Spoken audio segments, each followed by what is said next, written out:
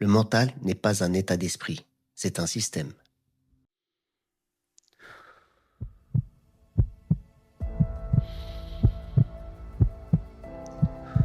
Bienvenue dans Mental ADN. Je suis Karim Gassal, préparateur mental, coach sportif et ancien combattant professionnel. Ici, on décortique la science, les mécanismes invisibles et tout ce qui façonne ton mental quand la pression monte. Parce que la performance ne commence pas dans le combat, elle commence dans ton système nerveux.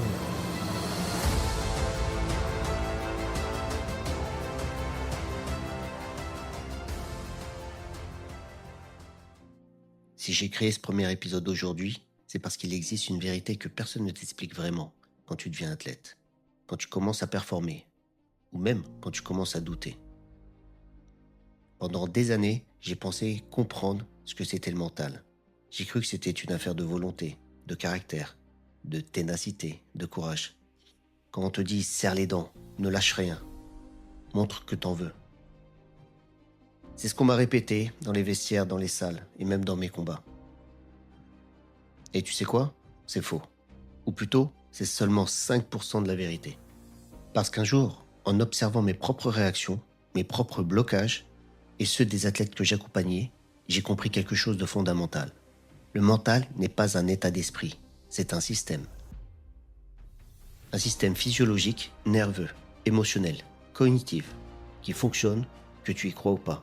Et ce système influence principalement tes décisions, ta perception, ton timing, ton courage, ton relâchement, ta technique, même ta manière de réagir à la pression et ta manière de te raconter ton histoire. C'est pour ça que je dis souvent, la performance ne commence pas dans le combat, mais elle commence dans ton système nerveux. Et aujourd'hui, j'aimerais t'emmener dans quelque chose de beaucoup plus profond que tout ce qu'on entend habituellement sur le mental. Pas des phrases toutes faites, pas des illusions de motivation, pas des concepts flous, non. Je veux t'emmener dans la réalité invisible, qui crée ta manière d'être un athlète. Et pour ça, on va parler du mental, pas en tant que force, mais en tant que mécanisme neurophysiologique. Ainsi, tu as un cerveau qui a évolué pendant des millions d'années, pour une seule et unique raison, te garder en vie, pas pour te rendre plus performant. Et ça change tout. Parce que ce même cerveau qui veut te protéger peut aussi te limiter. Il peut amplifier certains signaux et en cacher d'autres, modifier la perception du temps que tu as, déformer ton évaluation et filtrer la réalité, pour la rendre gérable pour lui, pas pour ta performance. Ce n'est pas mental, c'est juste physiologique. Et ce mécanisme, tu le ressens tous les jours, sans jamais vraiment t'en rendre compte. Je vais te poser une question, simple. Combien de fois tu as ressenti une réaction en toi que tu n'as pas choisie? Comme un stress qui débarque d'un coup, un blocage incompréhensible, une accélération du cœur, un doute qui te coupe les jambes, un moment où ton corps devient étranger. Tu te vois à la troisième personne.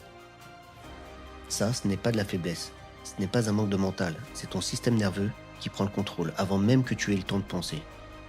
Les neurosciences montrent que ton cerveau anticipe, réagit et influence ton mouvement avant que tu prennes conscience de ta décision. Tu auras en description les études qui s'y réfèrent. Autrement dit, ton corps agit avant toi. Ta tête, elle, arrive en retard. Alors si tu pensais que le mental c'était penser autrement, tu vas découvrir que c'est beaucoup plus profond que ça.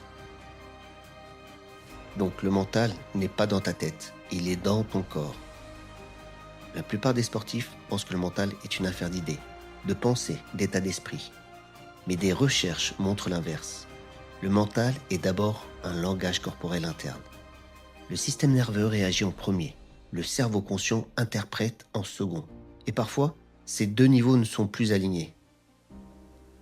C'est pour ça que ton ventre se serre avant que tu réalises que tu stresses. Ton souffle change sans que tu l'aies décidé. Tes appuis se raccourcissent instinctivement. Ta vision se rétrécit quand l'enjeu monte.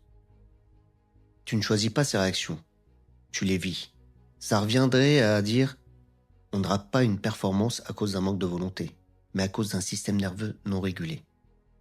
Et tant que tu n'apprends pas à lire ces signaux, à comprendre ce qu'ils disent, à travailler sur eux et non contre eux, tu crois que ton problème est mental, alors qu'il est nerveux.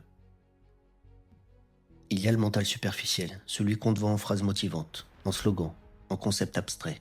Et il y a le mental réel, celui que tu vis dans ton corps, dans ta respiration, dans la manière dont ton système nerveux te permet ou t'empêche d'accéder à ton meilleur niveau.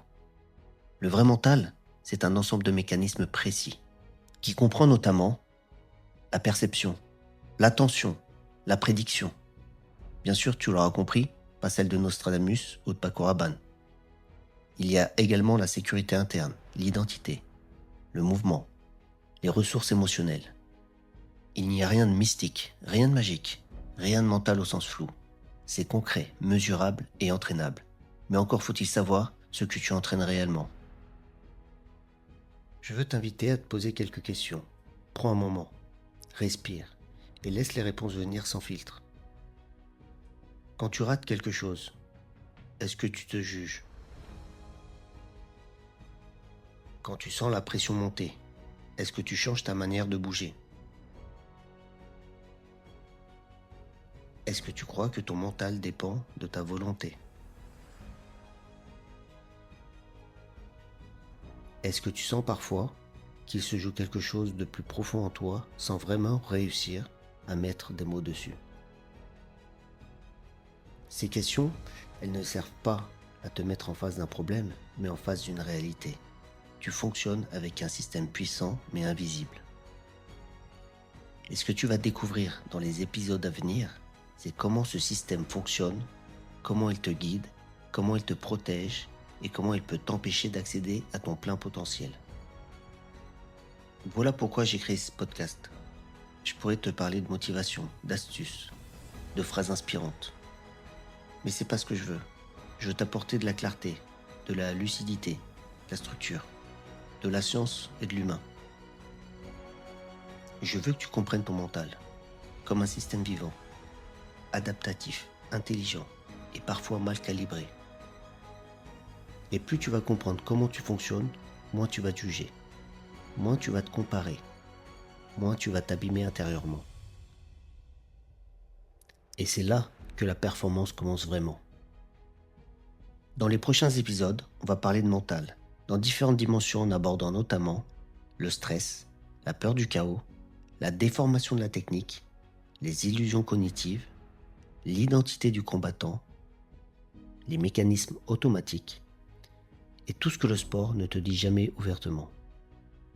Mon objectif est simple, te donner la compréhension qui change ta manière de performer. Si cet épisode t'a parlé, n'hésite pas à le partager à un athlète qui mérite de comprendre ce qui se passe réellement en lui.